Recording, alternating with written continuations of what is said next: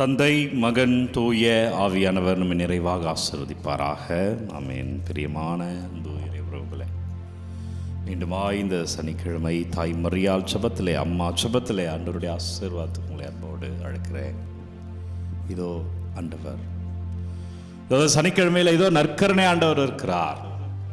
வல்லவர் இங்கு வீற்றிருக்கிறார், நல்லவர் இங்கு வீற்றிருக்கிறார்.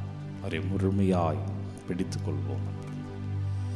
முழுமையாய் ஆண்டவரோடு இணைந்து இருப்போம் அன்பர்களே. அவர் ஆசீர்வாதத்தை காலை வேளையில பெற்றுக்கொள்வோம். இறை வார்த்தையோடு தொடங்குகிறேன். திருப்பாடல் 27:11 எடுத்துக்கொள்ளுங்கள். ஆண்டவரே உமது வழியை எனக்கு கற்பித்தருளும். ஆசிரியர் பாடுகிறார், எவ்வளவு வழிகள் இருக்கிறது, எந்த வழியில வேண்டுமானாலும் சொல்லலாம். ஆனால் எது சரியான வழி என்பது யாருக்கு தெரியும்? அப்போ ஆசிரியர் எழுதுகிறார், ஆண்டவரே உங்க வழி எது சொல்லுங்க.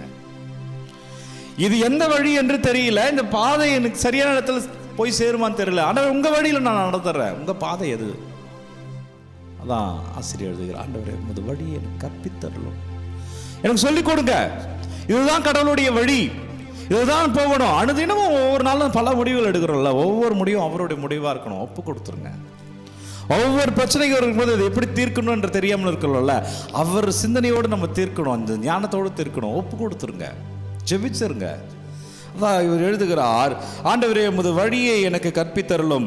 என் எதிரிகளை முன்னிட்டு, நம்ம எதிரிகள் அதிகம், நமக்கு எந்த பாதையில எப்படி இருப்பாங்கன்னு தெரியாது. இன்னைக்கு நீங்க நிறைய முடிவு எடுப்பீங்க பாருங்க, எந்த முடிவுல அந்த முடிவுல யார் இருக்கிறார்கள் என்று தெரியாது, யார் நீங்க சந்திக்க போறீர்கள் என்று தெரியாது.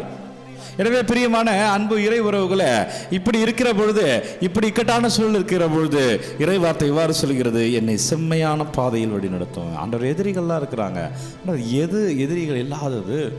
எதில் போனால் நான் தப்பித்துக் கொள்ளலாம், எதில் போனால் நான் வெற்றி பெறலாம், எதில் போனால் நான் ஜெயிக்கலாம் என்று என் பாதையை நீங்க செம்மைப்படுத்துங்களப்பா. ஆண்டவர்கிட்ட ஒப்பு கொடுத்து வாழ்கிற வாழ்க்கை ஆசீர்வாதம். அதுதான் தாய் மரியா, அதான் அன்னை மரியா. இந்த ஜெபமாலை தாங்கி அன்னை ஆண்டவரிடம் அன்னையோடு சேர்ந்து இறையர்களை பெறுகிற இந்த அற்புதமான நாளிலே ஒப்பு கொடுத்து, அப்பா நன்றி, ஆண்டவரே நன்றி, இயேசுவே நன்றி, இறைவா நன்றி, அப்பா எங்களை ஆசீர்வதிங்க. இந்த காலை ஆராதனைக்கு நன்றி செலுத்துகிறோம், வழி நடத்துங்க அப்பா. எனவே பிரியமான இறை உறவுகளை, இன்றைக்கு இறை வார்த்தை லூக்கா செய்தி 18வது அதிகாரம் 9-14 வரை உள்ள இன்றைய நற்செய்தியில பிரியமான இறை உறவுகளை, இருவர் கோயிலுக்கு போறாங்க. இயேசு சொல்கிறார் இந்த உருவகத்தை, ஒருவர் பரிசேயர், ஒருவர் வரி தண்டுபவர். வரி தண்டுபவர்கள் பொதுவாக பாவிகள் என்று கருதப்பட்டவர்கள். அந்த காலத்தில் பரிசேயர்கள் நேர்மையாளர்கள் என்று கருதப்பட்டவர்கள். அப்ப பரிசேயர் போகிறார், பரிசேயர் இப்படி ஜெபிக்கிறார், ஆண்டவரே நான் பாவிகளை போலவோ கொள்ளையர்கள் போலவோ நான் இல்லை, நான் நோன்பு இருக்கிறேன், நான் 10ல் 1 பங்கை கொடுக்கிறேன் என்று தன்னுடைய பெருமைகளை அடுக்கி கொண்டே போகிறார். அவர் ஜெபிக்கிறாரா இல்லை பெருமை சொல்றாரான்னு தெரியாது. நிறைய பேர் தான் இருப்போம், நான் ஆண்டவருக்கு இது பண்ணேன், நான் அது பண்ணேன், நான் இது பண்ணேன். ஆண்டவர் உனக்கு இது செய்யாமலா நீ அதை செய்து விட்டார்? நான் அந்த கோயிலில் இவ்வளோ காசு கொடுத்தேன், என்னால் தான் இந்த கோயில் இது கட்டினாங்க, என்னால் தான் இது பண்ணாங்க. ஆண்டவர் கொடுக்காமலா அது வந்தது, ஆண்டவர் கொடுக்காமலா அது நடந்தது. ஐயன்றா இதான் பரிசேயர் ஜெபித்தார். ஆனால் அதே இடத்துல இருந்த ஒரு வரி தண்டுபவர் பாவி, வானத்தை அன்னார்ந்து கூட பார்க்க துணிவு இல்லாமல், அதாவது கடவுளை பார்க்க கூட தைரியம் இல்லாமல் தன் மார்பில் அடித்து கொண்டு நான் ஒரு பாவி என்று ஜெபித்தார். இயேசு சொல்றாரு, 2 பேர் ஜெபித்திருக்காங்க. இயேசு சொல்கிறார், வரி தண்டுவரின் ஜெபத்தை அல்ல, பாவியினுடைய ஜெபம் தான் கடவுளுக்கு ஏற்புடையதா இருந்தது. அன்பர்களே, நம்ம பெருமைகளை ஆலயத்தில் இன்றைக்கு அடுக்கி கொண்டு போறவர்கள் அதிகமாக இருக்கிறார்கள்.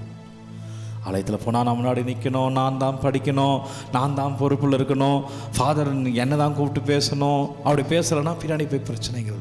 பிரியமான இறை உறவுகளை, ஆலயம் மட்டும்தான் ஆசீர்வாதத்தை தேடுகிற இடம். அந்த இடத்தில் கூட நான் என் பெருமையை பாராட்டுகிறேன் என்றால் ஆசீர்வாதத்தை எங்கே தேடுவேன்? ஆலயம் தான் நம்ம பாவத்துக்கு மன்னிப்பு பெறுகிற இடம். அந்த இடத்துல போய் நான் தலைகணத்தோடு ஆடினேன் என்றால் அப்ப மன்னிப்பணி எங்க பெறுவாய்?